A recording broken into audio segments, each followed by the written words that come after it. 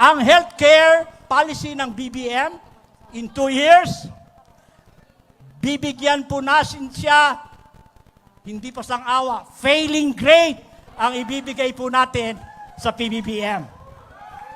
Dahil ang kanyang healthcare program ay characterized din ng SONA.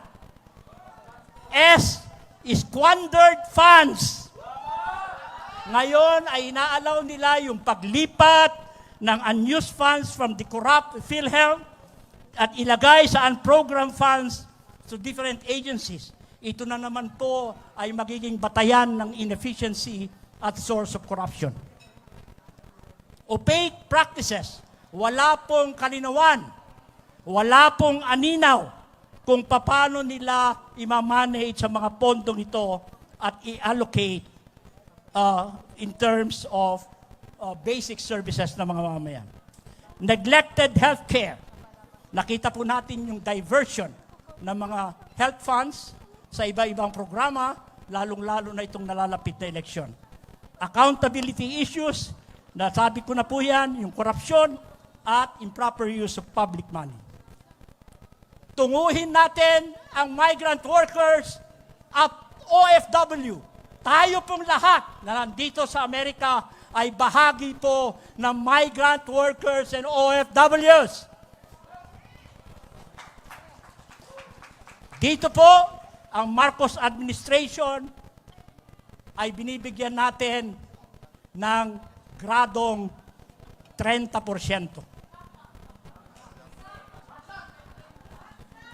Dahil PBBM failed to provide necessary legal protection and economic opportunities for migrant workers and OFWs. There is a severe neglect, overlooked opportunities, negligible wages, and absent actions. Sa programang pinangako niya sa digitization, nag-fail din po ang PBBM. Wala po tayong digitization na nangyayari at wala pong fast internet service sa ating bansa. So anong masasabi natin? SONA pa rin. Sluggish. Outdated technology. Hindi nila naintindihan ang network issues at administrative efficiencies.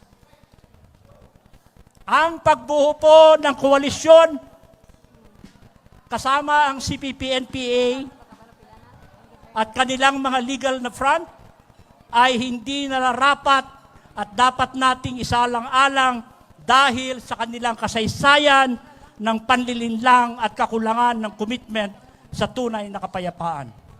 Umupo po ako bilang independent legal consultant on international law, humanitarian law in the 90s and the 2000. Ayan po yung umiidad pa po ako ng 40 anyos. Kaya hindi po ako pwede makipagsabayan sa banda ng KOJC kasi naramdaman ko na yung edad ko, yung 65 pala mahihirapan ka nang huminga pag nagtatatalon ka na rito. Palakpakan po natin yung banda ng KOJC.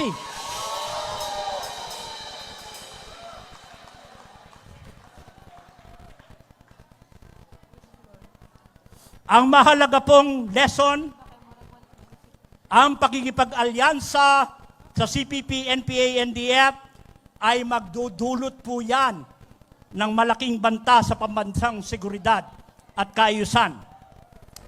Tama po si Pastor Tiboloy. Ang kanilang mga gawain ay nagdudulot ng pagkasira ng ekonomiya, infrastruktura at pagkawala ng buhay. Ang kanilang ideological na pundasyon ay batay sa Marxista, Leninista at Mao Zedong thought. Justisya! Justisya! Justisya! Justisya! Justisya! Justisya!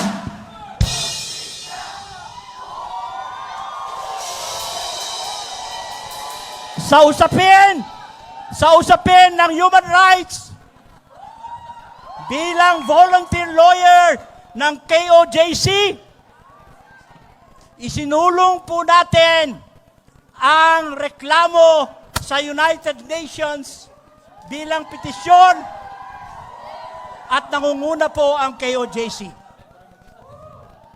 Kaya lang, itong si Elizabeth at ang KOJC, parang dalawang maletang ebidensya yata yung pinadala eh. Isang maleta pa lang po ang nabubuksan namin.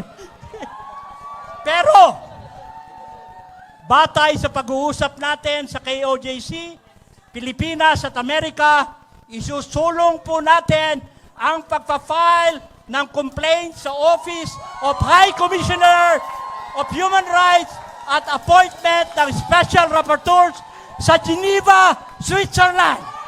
Justisya! Justisya! Justisya!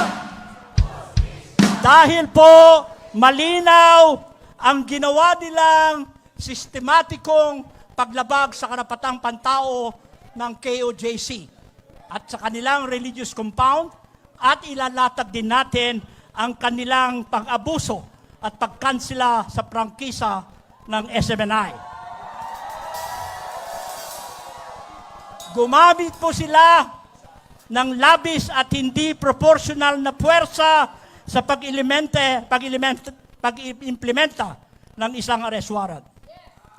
Kung saan ka nakakita, magsaserve ka ng isang warrant of arrest. Isang warrant of arrest. 2 batalyon ang ipapadala mo? Full battle gear? Alam mo, pinapanood ko yung pinadala ninyo, Elizabeth, no? Yung videos and footages.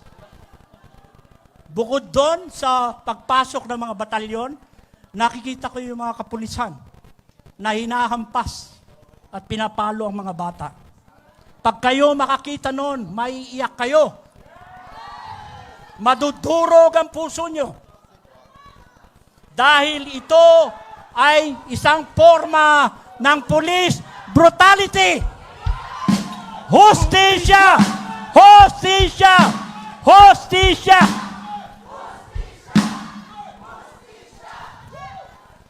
Kaya po, ang hinihingi natin sa 2 taong namatay na mga bata, 80 kataong nagkaroon ng trauma, extensive property damage, wala pong pwedeng ilapat na halaga ng buhay. Hindi po ako nag-a-agree sa hinihingi ng KOJC na dapat ay 500 million ang hihingin sa PBBM administration. Ang kailangan nating hingin ay 1.114 billion pesos or $20 million. Dahil ayaw po nating maulit ang mga ganitong sistematikong paglabag ng karapatang pantao, lalo na sa inyong freedom of religion sa KOJC. Sobra na! Alis na! Sobra na! Alis na! Sobra na! Alis na! Sobra na! Alis na!